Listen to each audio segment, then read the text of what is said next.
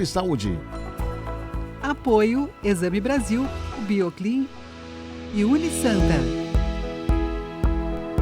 Olá, sejam todos bem-vindos aqui à estreia do programa Sempre Saúde, pela sua Santa Cecília TV.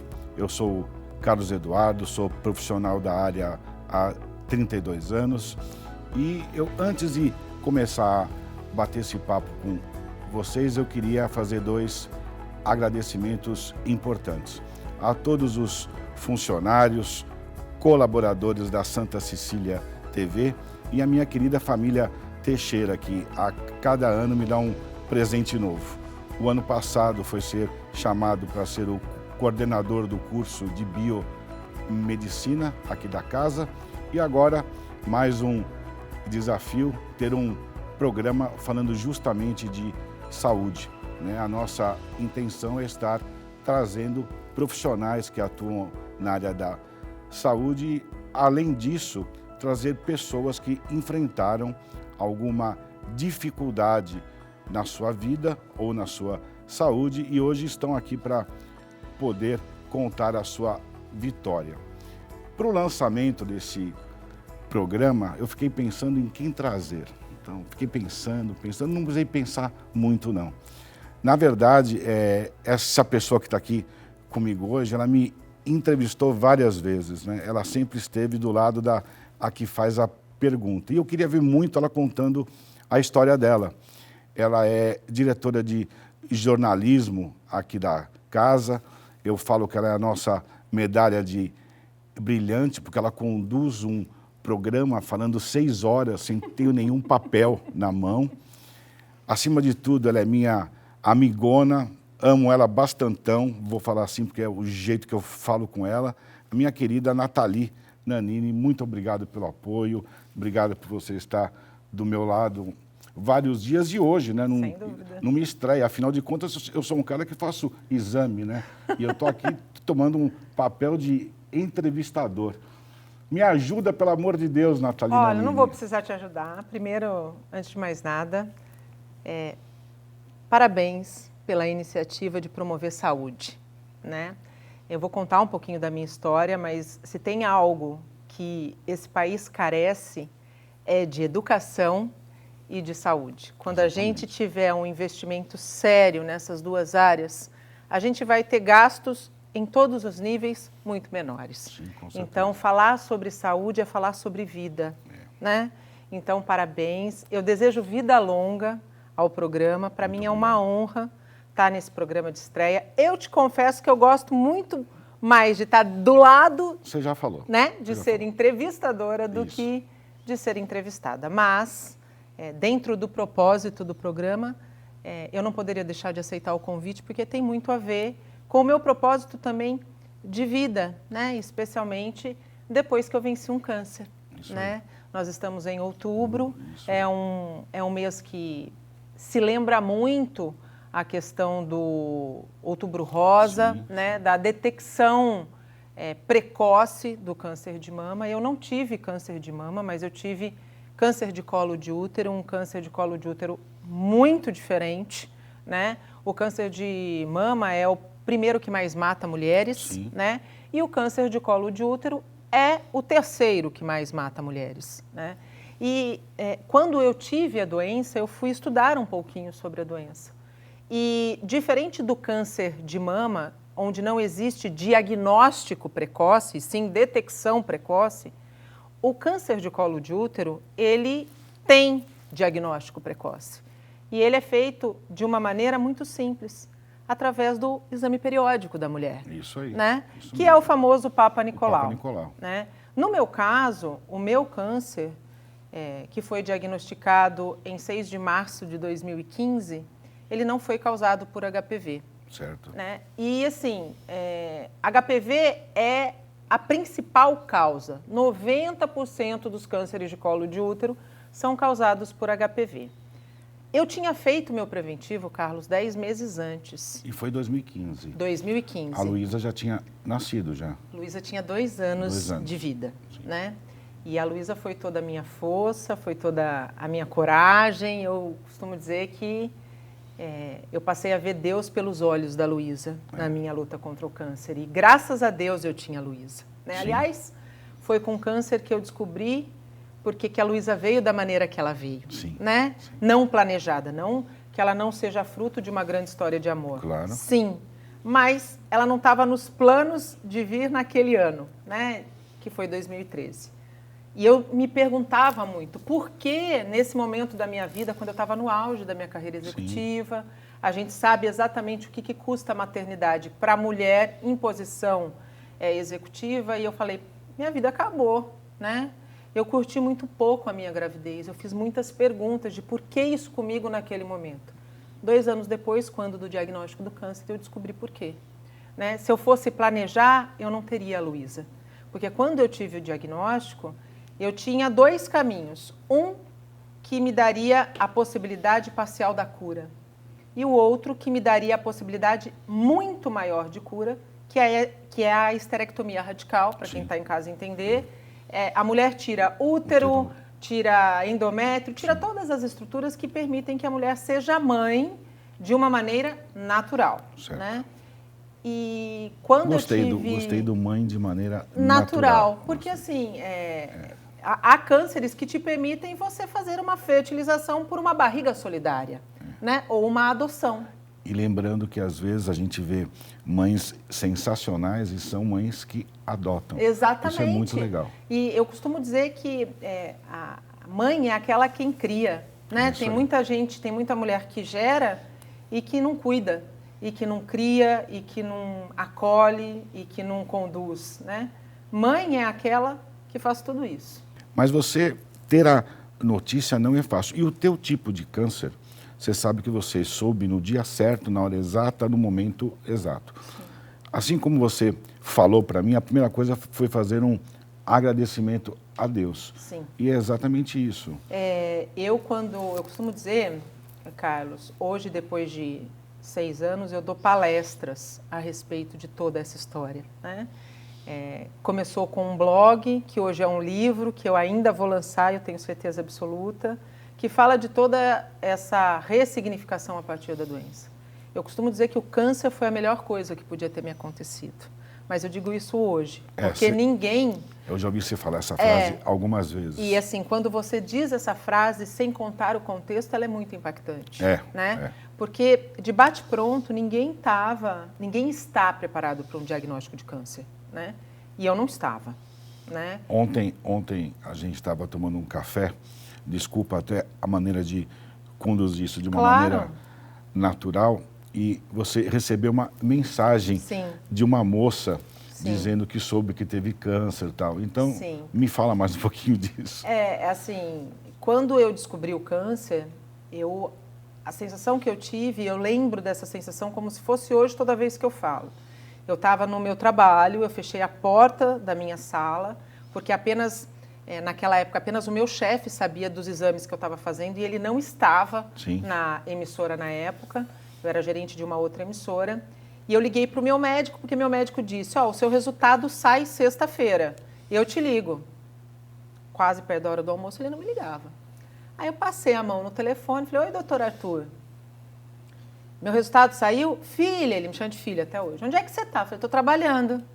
Falei, então vem aqui no fim do dia que a gente conversa melhor. Doutor Arthur, meu resultado saiu? Filha, vem aqui. Doutor Arthur, é câncer? O médico não pode mentir, né? Não.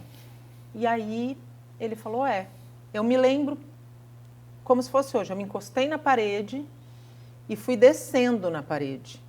E para mim, naquele momento, o chão se abriu, né? E a primeira coisa que eu pensei que a primeira coisa que todo mundo pensa, eu vou morrer. E como é que vai ser a minha filha?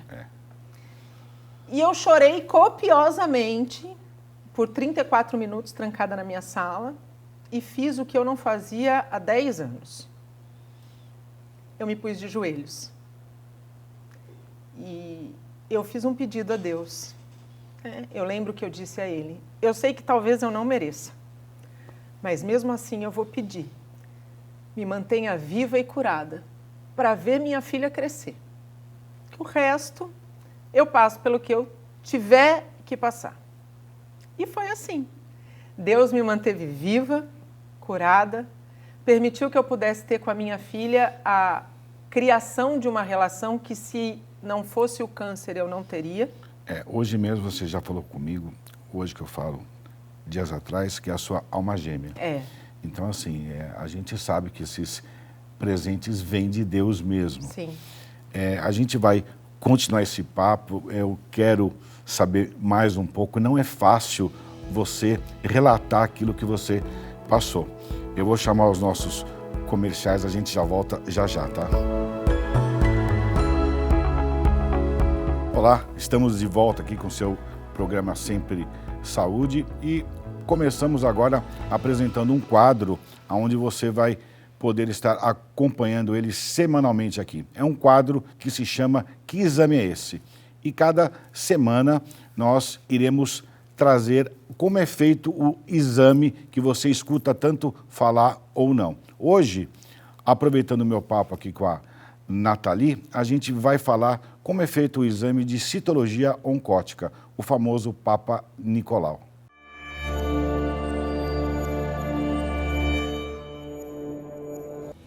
Olá, Dr. Carlos. Meu nome é Marcela Montaner, sou biomédica do Laboratório Célula Mater e hoje eu vim trazer para vocês sobre o exame de citologia oncótica. Que exame é esse?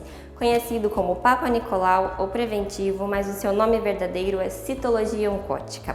Esse exame é a principal técnica para analisar microscopicamente as células cérvico-vaginais, ou seja, todas as células presentes no interior do colo do útero, detectando assim possíveis lesões tumorais. É muito importante que esse exame seja feito preventivamente, ou seja, periodicamente, anualmente, pois é muito importante que seja feito o diagnóstico do câncer de colo do útero desde o início, para que seu tratamento seja muito mais eficaz e seguro.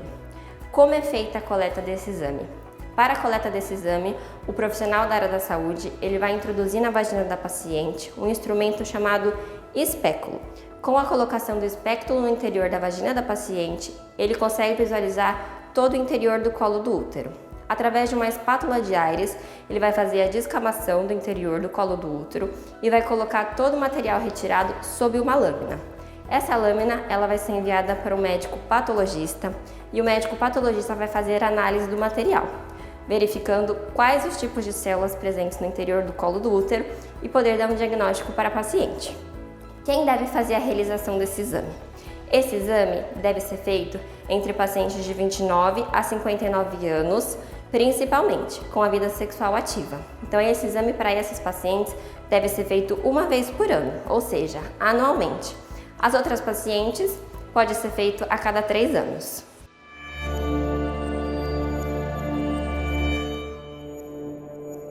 Continuando aqui o nosso papo com a minha querida amiga Nathalie. Nathalie, é muita emoção junto, mas a gente parou no fato onde o chão abriu, você ajoelhou, agradeceu a Deus. Como é que você conseguiu aceitar isso? Não foi fácil. A aceitação foi um processo que aconteceu depois da minha cirurgia, Sim. Carlos. Porque quando eu recebi o diagnóstico de câncer, na mesma semana, eu ia dar entrada no meu apartamento. Entendi. E até os meus 34 anos, eu tinha sido uma pessoa voltada para o ter. Sim. Eu tinha juntado durante quase 10 anos o dinheiro para ter o meu apartamento. Sim. Eu tinha o meu carro, eu tinha uma boa posição profissional, eu tinha tudo, mas eu não era nada, E essa virada de chave aconteceu justamente quando, durante o tratamento das sequelas, Sim.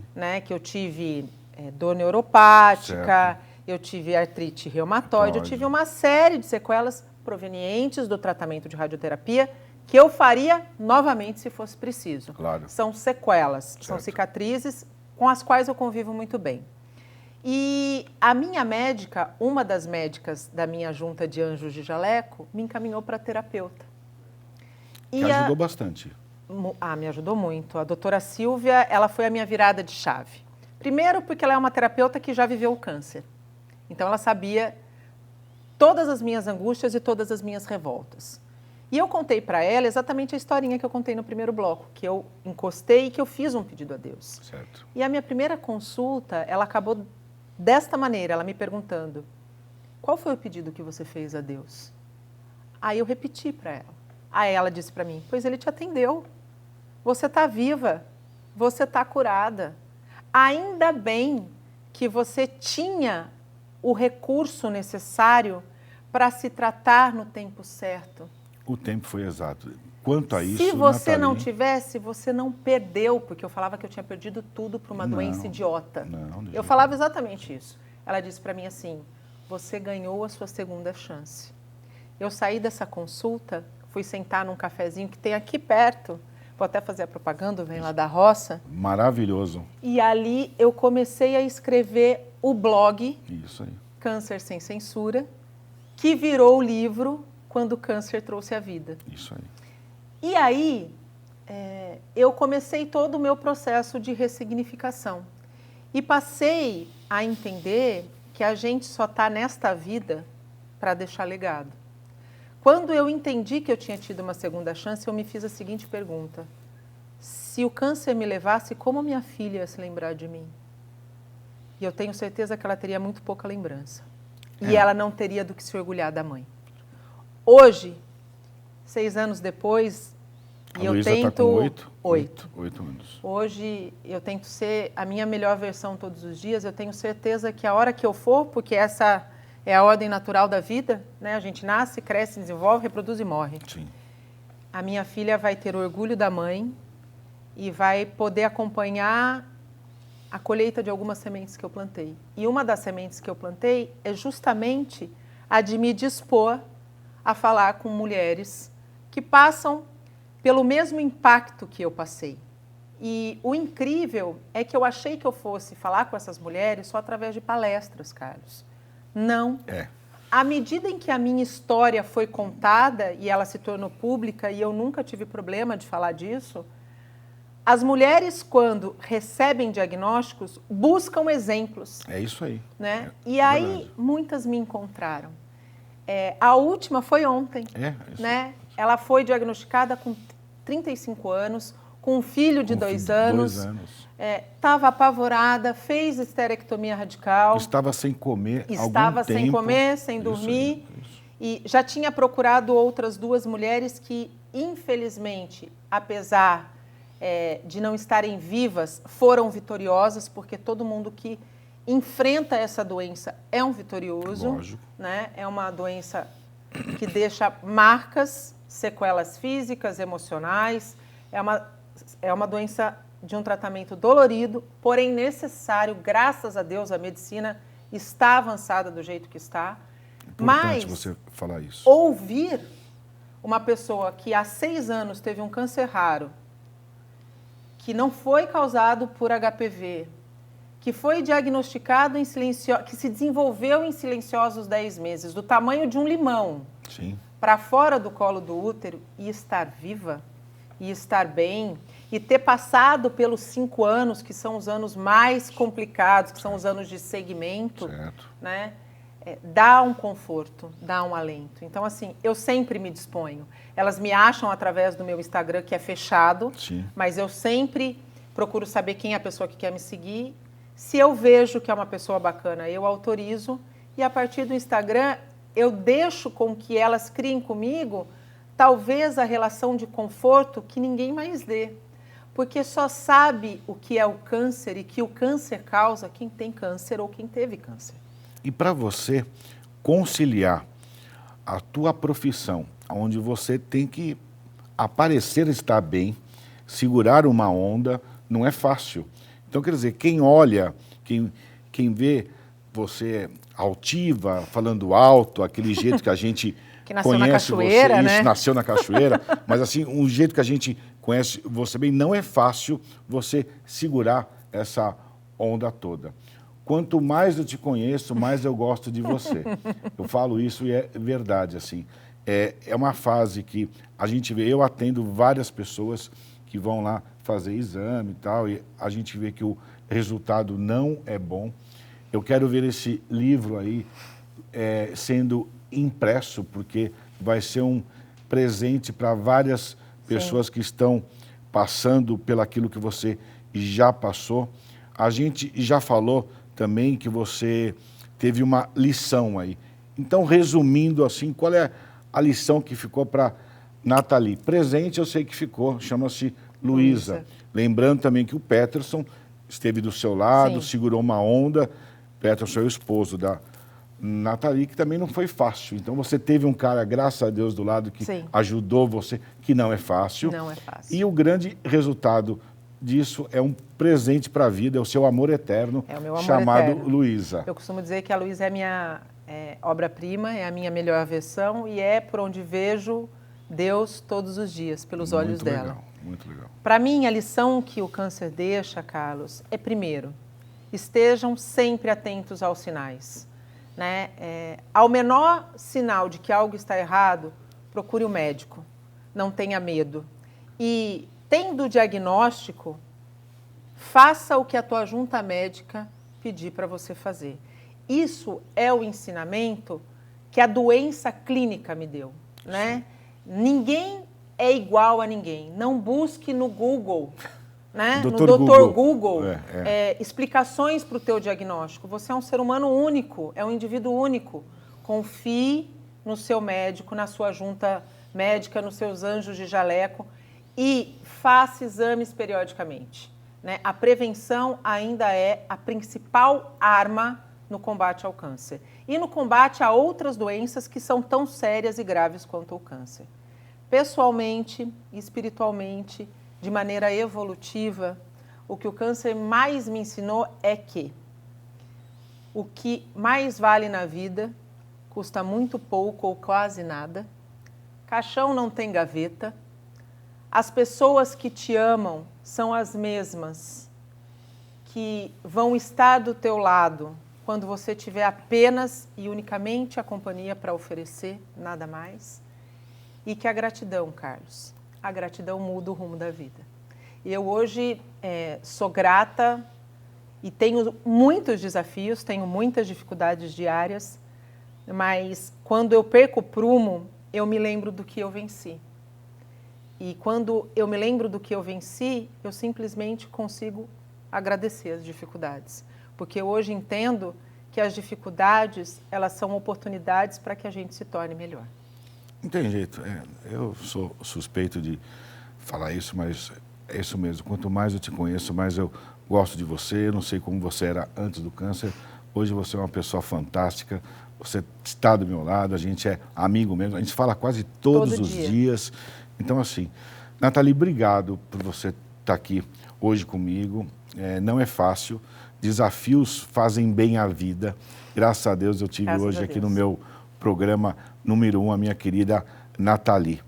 Gostaria de encerrar aqui o nosso papo, querendo vontade de ter mais, e com certeza vai ter, agradecendo à Universidade Santa Cecília, agradecendo ao meu parceiro Bioclin, ao meu apoiador, Laboratório Exame Brasil, e a semana que vem estaremos de volta, toda a sexta-feira e aos sábados, com o programa Sempre Saúde.